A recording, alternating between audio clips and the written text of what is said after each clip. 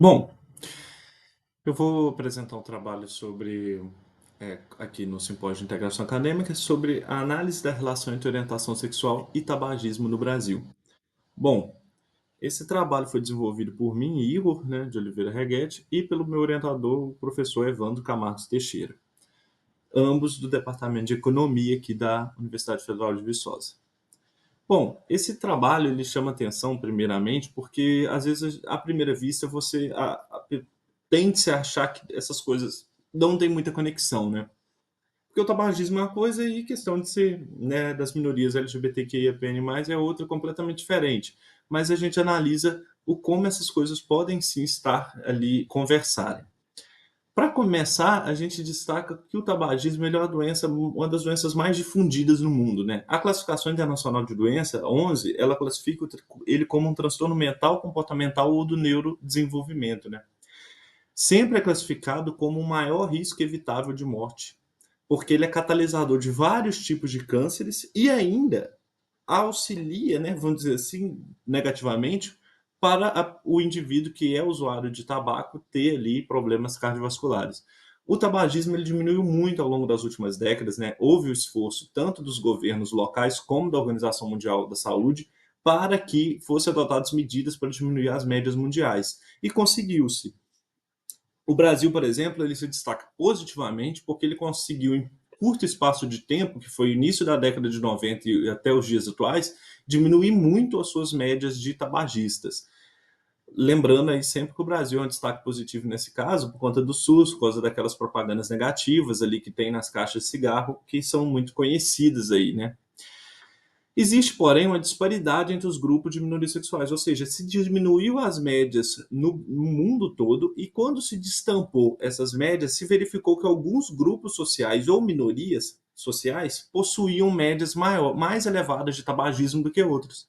E uma delas é exatamente as minorias sexuais, né? As minorias LGBTQIAPN+, apresentam um grupo de risco para o tabagismo. Elas destoam dos heterossexuais quanto à questão de exposição à droga. E aí a literatura coloca principalmente dois mecanismos ali, que é a questão do uso por conta de ser uma minoria, né? O chamado estresse das minorias, que a gente vai categorizar mais à frente, e também a questão de ser exposta a ambientes mais suscetíveis ao uso dessas drogas, né?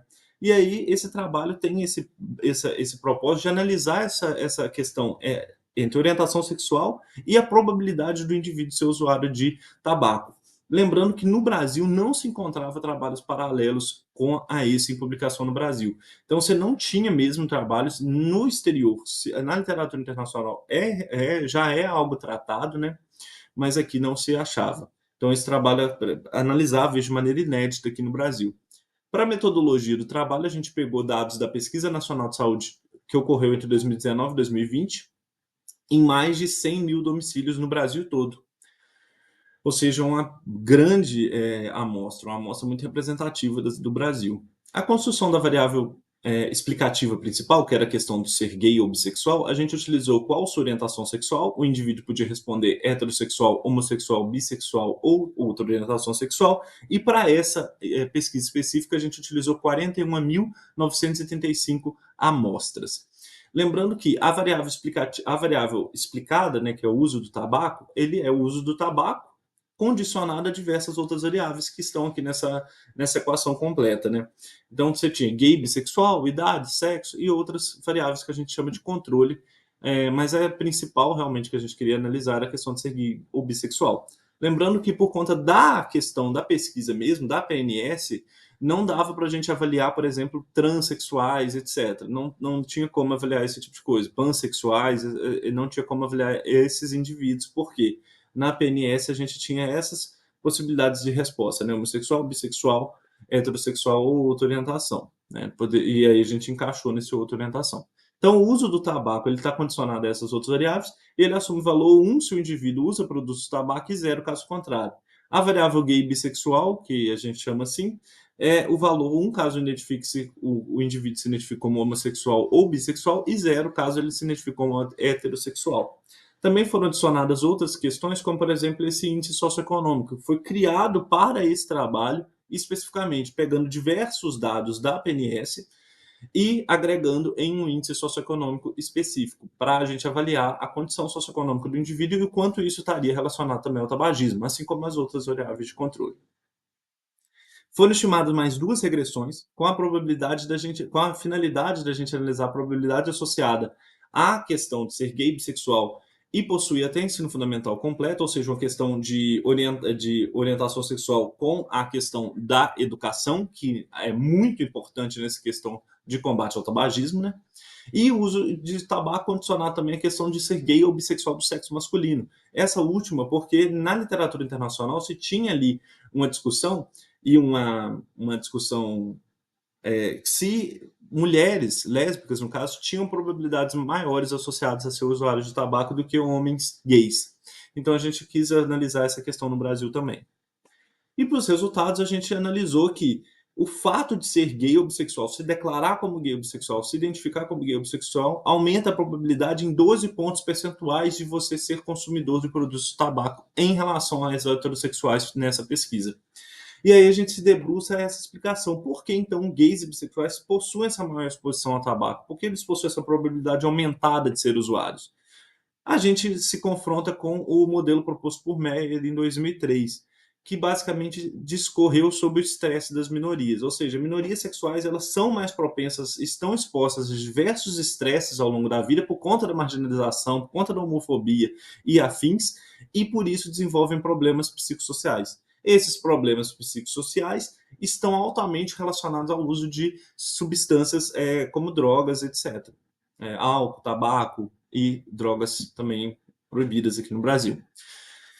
Outra proposição achada também por Taveira 2020 que colocou o seguinte: olha, existe também a questão de marginalização levou essas minorias à exposição a locais mais propensos ao uso de drogas, como bares e boates. Por fim, a gente destaca o seguinte: marginalização pela homofobia e a maior predisposição a esses transtornos como depressão estão ligados ao uso de drogas. Nas demais estimações que foram feitas, a gente avaliou que o fato de ser gay ou bissexual com até o fundamental completo teve associado a um aumento de 20,95 pontos percentuais a mais de probabilidade de ser usuário de tabaco. Ou seja, a questão da instrução é muito importante nessa questão do tabagismo, né? Associando ali a orientação sexual e o fato de ser pouco instruído. E o gay bissexual do sexo masculino também teve uma probabilidade maior de ser usuário de tabaco do que comparado tanto a heterossexuais quanto a mulheres, né, lésbicas.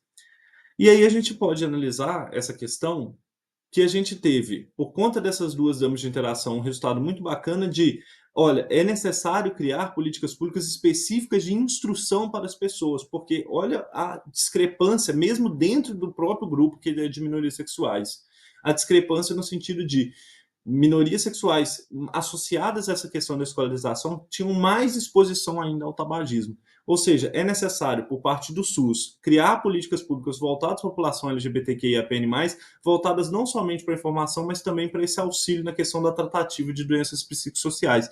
E assim analisar se consegue diminuir essas prevalências de tabagismo e consegue, por fim, acalentar essas pessoas, né? E tentar mitigar os efeitos desse estresse das minorias. E é isso o trabalho que a gente teve aqui para contribuir. Espero que o trabalho contribua muito aí para novas discussões também nesse âmbito que é tão importante e tão necessário no Brasil.